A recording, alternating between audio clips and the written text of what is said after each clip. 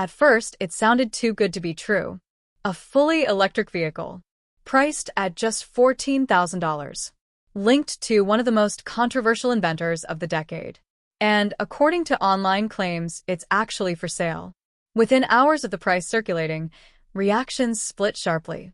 Some called it a breakthrough for affordable mobility. Others called it marketing theater. A few dismissed it outright as impossible. So instead of reacting, we decided to do something simpler. We looked into it. Not the hype, not the headlines, but the actual question most people skipped.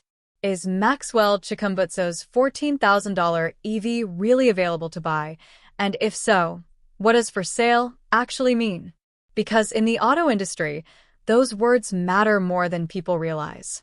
At first glance, the listing seems straightforward. Promotional material shows a compact EV, clean exterior, modern interior, and bold claims about cost efficiency. The price point is clearly stated. No vague starting from language. No asterisk in the headline. But price alone doesn't equal availability. In automotive terms, a car can be for sale in several very different ways. It can be a pre-order, a reservation, a pilot batch, or a concept marketed as a product. Each one looks similar online and means something completely different in reality. So the first thing we examined wasn't the car. It was the sales pathway. Who is selling it? Where is it registered? What happens after payment? And this is where the story becomes more complicated. There is no mainstream dealership network attached to the vehicle. No global distributor. No recognizable retail infrastructure. Instead, interest appears to be handled directly through limited channels, controlled communication, and regional focus. That alone doesn't disprove anything. Many startups begin this way. But it does change expectations. Because a $14,000 EV entering the global market would normally trigger immediate responses from regulators, competitors, and manufacturers. Certification requirements, safety testing, import rules, emissions exemptions. So far, that response has been muted, which raises a second question. Is this vehicle being positioned as a mass-market car or as a proof-of-concept product with a price tag attached? According to people familiar with the project, early units are not aimed at international buyers at all. They are reportedly intended for controlled deployment, limited regions, limited numbers, limited exposure. That's not unusual for a prototype rollout. But it clashes with the way the price is being interpreted online. Because when people hear $14,000 EV, they imagine a showroom-ready alternative to Tesla, BYD, or Nissan. A car you can finance, insure, and register tomorrow. And that may not be what's being offered. At least not yet. What makes this more interesting is that the price itself may not be the headline. The strategy might be. By anchoring attention around affordability, the project forces a conversation that most EV makers avoid. One about who electric vehicles are actually for, and who gets left out when prices stay high. Still, affordability without clarity creates tension. Because buyers don't just want a low number. They want timelines, support, certification, and accountability. And this is where skepticism enters, not from disbelief, but from unanswered specifics. As we kept digging, one pattern became clear. The $14,000 figure is being discussed far more loudly than the details surrounding delivery, scale, and compliance. And that imbalance is exactly why some people are excited and others are uneasy. Because whether this EV is a genuine market entry or an early-stage experiment depends on answers that haven't been fully surfaced yet. And those answers lead directly to the next layer of this investigation: how this vehicle is being classified, tested, and positioned behind the scenes. Because once you start asking how a vehicle is being classified, the conversation shifts from marketing to regulation, and regulation is where most ambitious EV projects either mature or stall. Every road-legal electric car must pass through a maze of approvals: crash safety, battery standards, electrical isolation, software compliance. Even the materials used inside the cabin are regulated. None of this is optional. So we looked for evidence of that process. Not press claims, not interviews, but documentation. And what we found was telling. There is currently no widely published record of international certification tied to this vehicle. No EPA listing. No European type approval. No public NHTSA filings. That doesn't mean certification isn't happening, it means it isn't finished, or it isn't intended for those markets yet. That distinction matters, because a car can be real, functional, and even drivable, without being legally sellable in most countries. Which brings us to the next critical point. When supporters say the EV is for sale, what they may actually mean is that early access is being offered, not mass delivery. In startup terms, this looks closer to a limited production run or a controlled pilot program than a global launch. And that reframes the $14,000 price entirely. Instead of a retail sticker price, it may represent a target cost under specific conditions: local manufacturing, simplified configurations, regional use cases, and reduced overhead. That's not deceptive, but it is often misunderstood. Because scaling an EV is where costs explode. Supply chains, battery sourcing, quality control, after-sales service, software updates, recalls, insurance acceptance. Those realities don't disappear just because the vehicle is affordable, which is why some analysts believe the real test isn't whether the EV exists, but whether it can survive contact with the real world. Another layer complicates this even further. The vehicle is tied, publicly, to a figure already surrounded by bold claims and adjacent technologies. That history amplifies scrutiny. It lowers tolerance for ambiguity. And it makes even legitimate progress harder to separate from perception. In other words, the car isn't being judged in isolation. It's being judged as part of a larger narrative. And that narrative has consequences. Because investors, regulators, and partners don't just ask, does it work? They ask, can we trust the process? So far, the answers remain incomplete. But here's what is clear. There is a vehicle. There is a stated price. There is a pathway, limited, controlled, and not yet transparent. And there's a gap between what audiences assume for sale means and what it may actually represent at this stage. That gap is where excitement turns into confusion. And confusion is dangerous, not because it proves something is false, but because it blurs expectations.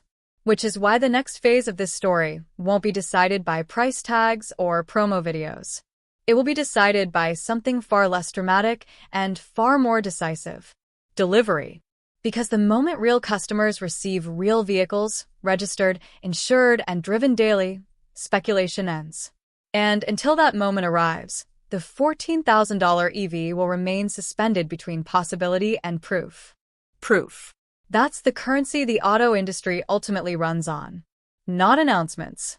Not renders. Not even prototypes. Cars become real only when they leave controlled environments and enter daily life: traffic, weather, maintenance, accidents, regulation. And that's the pressure point this EV is approaching. Because behind the scenes, expectations are diverging fast. Supporters believe early buyers will validate the entire concept, that once a handful of vehicles are seen on the road, registered, and operational, the conversation will flip overnight. Skeptics believe the opposite, that delivery delays, limited scope, or shifting terms will quietly redefine what for sale ever meant. Both sides are waiting for the same thing: the first real handover. What complicates matters is that this isn't just a car launch. It's a trust test. If the EV reaches customers exactly as presented, price, performance, and usability aligned, it instantly becomes one of the most disruptive entries in modern automotive history. A $14,000 EV wouldn't just compete with other electric cars, it would undercut the used car market, reshape urban mobility, and pressure governments to rethink incentives. But if delivery slips, details change, or availability stays vague, the narrative hardens in the opposite direction. And that's why language matters so much right now. Available, accepting orders, pilot deployment, pre-commercial. Each phrase carries a different expectation and a different obligation. So far, communication around the EV has hovered between those categories without committing fully to any one of them. That ambiguity is survivable early on. It is not survivable at scale. Because once money changes hands, the project crosses an invisible line, from vision to liability. And insiders know this, which is why there are signs of caution rather than acceleration. No aggressive rollout promises. No mass-market delivery dates. No production numbers shouted from rooftops. Instead, controlled messaging, limited exposure, carefully framed claims. To some, that looks like uncertainty. To others, it looks like restraint. And restraint, in a space dominated by hype, can be either wisdom or warning. There's another dimension most people aren't considering. A $14,000 EV doesn't just challenge competitors, it challenges policy. Subsidies, import rules, safety standards, and labor regulations are often designed around higher-cost vehicles. An ultra-low-price EV forces uncomfortable questions about tariffs, incentives, and local manufacturing priorities. That alone could slow momentum, even if the car itself is sound. So when people ask, is it really for sale? The most honest answer right now may be yes, but not in the way people assume. Not yet as a global consumer product. Not yet as a showroom-ready alternative. But as an early-stage vehicle navigating the most difficult part of the journey, the space between invention and infrastructure. And that space is where most ambitious EV projects fail. Not because the car doesn't exist, but because the world around it isn't ready. And that demand for proof is getting closer, not from critics online, but from the very people the project ultimately needs. Buyers. Because early adopters aren't just customers. They become validators. Their experiences, good or bad, travel faster than any press release. A single registered vehicle, photographed in traffic, serviced at a workshop, insured by a provider, does more to settle debate than 100 interviews. And everyone involved knows it. That's why the next phase isn't about announcements. It's about logistics, manufacturing consistency, parts availability, after-sales support, warranty responsibility. These are the unglamorous systems that determine whether a car is real, in the only way that matters. So far, information on these fronts remains limited. Not absent, but selective. Which keeps the story balanced on a knife's edge. Because there are two very different futures taking shape. In one, the EV begins appearing quietly in controlled regions. A handful at first, then more. Each one mundane enough to be boring, and that's exactly the point. No drama, no spectacle, just daily use. That's how legitimacy arrives. In the other future, timelines stretch. Language shifts. The price becomes conditional. The definition of for sale evolves. And gradually, the claim becomes something else entirely, not false, but perpetually unfinished. History has seen both outcomes many times. What makes this case different is the scale of expectation attached to a single number, $14,000. That figure doesn't just represent affordability. It represents access. It represents a challenge to an industry that has normalized exclusion through pricing. And once that expectation is created, it can't be quietly withdrawn without consequence. Which is why the coming months matter more than the past years. Not because of what's promised, but because of what's delivered. Somewhere right now, paperwork is either being finalized or it isn't. Supply chains are either solidifying or they aren't. Test vehicles are either transitioning into customer hands or they're staying behind closed doors. And that reality will surface whether anyone announces it or not. Because cars don't exist on paper. They exist on roads. And when the first real buyer turns the key, metaphorically or otherwise, the story will stop being speculative. Until then, the $14,000 EV remains exactly where it is now. Not debunked, not confirmed, not dismissed, and that waiting space is uncomfortable for supporters and skeptics alike. Because uncertainty is harder to sit with than disbelief. If the idea were clearly impossible, the conversation would already be over. Engineers would move on. Investors would look elsewhere. Viewers wouldn't still be watching to the very last second of videos like this one. But they are. Because nothing about this story has collapsed under scrutiny, it has only stalled. And stalls are dangerous, not because they prove failure, but because they test patience. Behind the scenes, Pressure is quietly building from multiple directions at once. From governments asking about compliance, from distributors asking about delivery schedules, from buyers asking a simple question no white paper can dodge. When? And here's the detail most people miss. The longer the silence, the higher the expectations climb. Every week without a public rollout doesn't lower belief. It polarizes it. Supporters become more convinced something huge is being protected. Critics become more convinced something fundamental is missing. And both sides dig in deeper. That's when narratives become hard to control. Because once a technology enters public imagination, it stops belonging to its inventor. It becomes a symbol. And symbols don't need facts to spread, they need momentum. Right now, the momentum isn't technical. It's psychological. People aren't arguing about motors, batteries, or efficiencies anymore. They're arguing about trust. About who gets to decide what's possible. About why breakthroughs from certain places are questioned harder than others. And that's the subtext no spec sheet can address. Which means the next move has to be physical. A factory floor, not a conference room. A registration plate, not a render. A service receipt, not a headline. Because once those exist, the debate changes instantly. Not gradually. Instantly. Until then, the story keeps stretching forward. Unresolved, unfinished, and increasingly impossible to ignore. And that moment, when a claim finally becomes a machine, is the only ending that matters. Because history doesn't remember who shouted the loudest, or who doubted the longest. It remembers the moment something worked in the real world.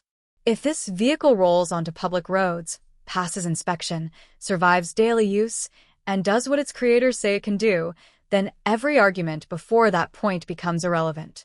The skepticism, the headlines, the heated debates, all of it fades into footnotes. And if it doesn't, then this story becomes a lesson just as powerful, for a different reason. Either way, we are approaching the end of the waiting phase.